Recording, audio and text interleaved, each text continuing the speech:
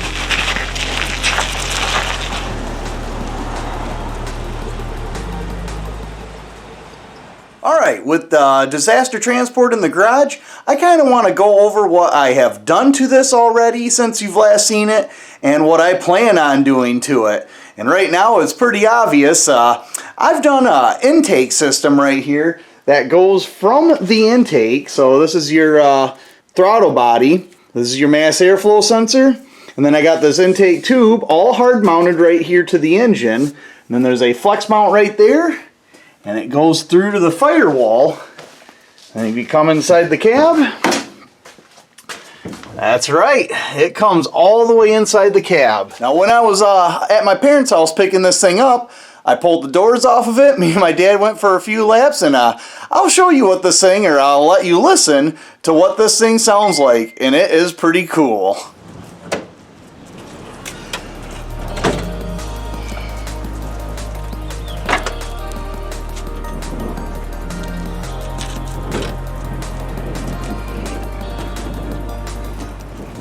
I pulled the doors off this thing. I'm going to hand the camera over to my dad, and we're going to let you guys listen to this thing because the new intake coming inside the cab sounds sick. So let's go take this thing for a few laps.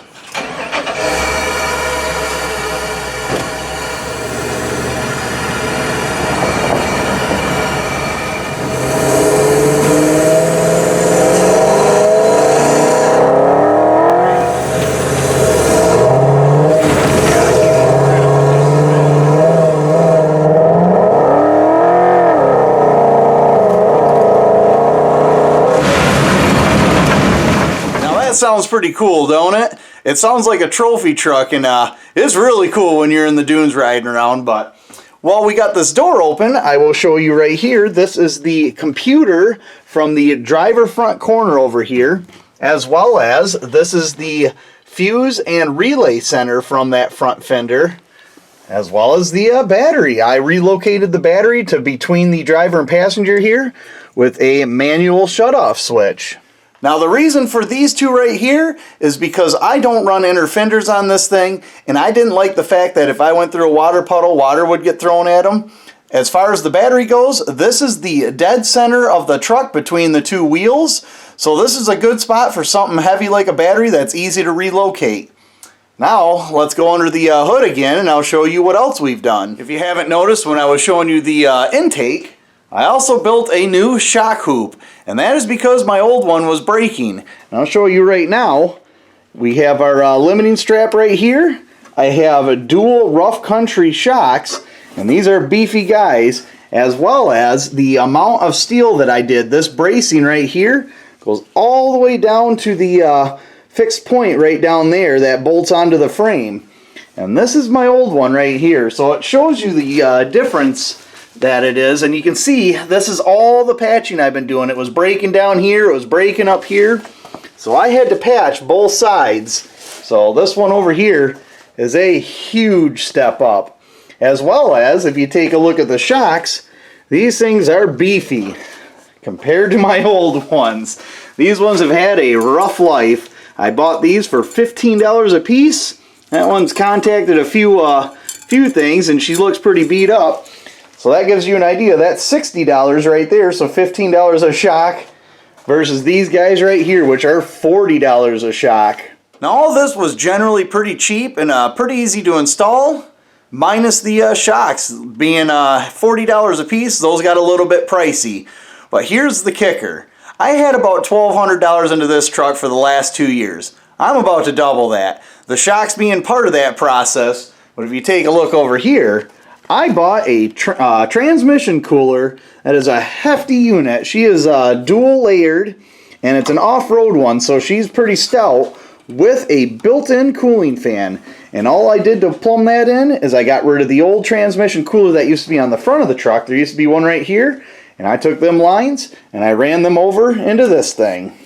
Now on top of that, I bought a set of used cooling fans for the radiator, and I have all of these on a switch right up there by the driver's head. Let's go take a look at that.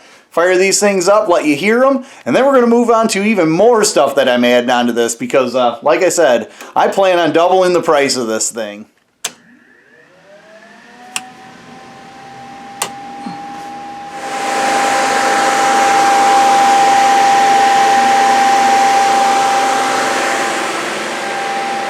Going from everything that is installed onto the truck to stuff that's getting installed on the truck, right here, we are going to be replacing both upper control arms because if we take a look at the ones that are on the truck, they have outdone themselves. I believe the bushings are about gone on that one, and they are completely gone on that one. While I'm in there doing them, I'm going to take a look at the steering parts, and I have no doubt them are going to be just about as bad. Going on to the next thing, I need to paint that cage. The roll cage in it has not been painted. It's starting to surface rust, so I'm going to tape everything up. We're going to prime, and we're going to paint it. The next thing I'm going to do is my coolant reservoir. I am going to relocate the coolant reservoir because I don't like where it's at right now. And I don't care for those high pressure coolant jugs. So I'm going to do a delete of that as well as relocate the tank and get a different one. Not only does this look bad, it just isn't a great option. I don't like this thing hanging out in the fender like that with all these hoses stretched really far. So moving this will really clean up this engine bay. Now since I've built Disaster Transport, I have ran that thing in the dunes 8 times. As well as I've ran Baja Bourbon, Pre-Gen Avalanche, I've had my blue straight axle Tahoe, and I've had tons of other vehicles such as buggies, quad runners, dirt bikes, and I've been going since I've been 16 years old. But my last trip, I had a run-in with somebody, so I'm going to be mounting a security DVR system on this thing, which is going to include 4 cameras, a DVR, and all the cabling. This was $250 just for this thing alone, but I'm hoping it will save my butt. Not to mention, I forgot, it has a touchscreen TV, so yeah, this is going to be a little bit of an investment, but well worth it. Another thing I want to do is I want to eliminate the push button transfer case, and I want to install this guy. Now I've already gutted all of the stuff that makes it 4-wheel drive, so it is just a straight through transfer case with high and low range. And that saved me about 25 pounds, and there will be a video on that. So I got to get this thing installed, as well as I want to do a slap shifter. This is a not a slap shifter, this is a stock shifter out of a Monte Carlo. And I want to modify that so I can turn it into a slap shifter. So when I'm out in the dunes, I'm not trying to fight that column shifter. And now, where all the money's gonna go. This is the transmission out of Disaster Transport, and unfortunately it got stuck in first gear. I don't know what was wrong with it, but what I did is I tore it all apart and I rebuilt it. And while I was doing that, I did upgraded drums, I did the upgraded servo, I did a shift kit and a reprogramming kit. And I believe right now I am sitting at about $750 into this thing, so I can't wait to get this in. Right now, I have been, for the last few trips, been running the old transmission out of Baja Bourbon, and I cannot believe that thing's been holding up the way it has. So, yeah, it's going to feel good to have this in there, as well as the transfer case, so I can select between high and low range again. So as you can see, I got quite a bit going on with this thing, and some of the first stuff I'm going to tackle is replacing these upper control arms, because if I get them done, I can at least run this thing. And everything I have here, everything that I showed you, there will be a video on, and I will link the stuff in the description for the video so you can buy the stuff as well. And I also plan on taking you guys out in the dunes this year. I took this thing out 8 times last year. Never did a video. I have some footage of my runs, but I never made a video of it, and I'm planning on taking you guys along this year. These cameras don't hold up that well, so I got that DJI Osmo. That is an action camera. It should be able to hold up. So some of the stuff I didn't mention, as well as all of this, I want to eliminate the front fenders. I want to do a dual rear shock setup just like I have in the front here. I'm looking into an H2 Hummer rear axle, as well as I got a frame section here that I've been mocking up a mid-travel suspension with. So I got some heim joints up back here. I don't know if you can see them. But yeah, I don't know if I'm going to get to that this year or not. That's not a huge concern. The concern right now is getting all them parts on this truck and getting this thing in the dunes. So hopefully you guys enjoyed the video. Like, comment, share, subscribe, and get back to work.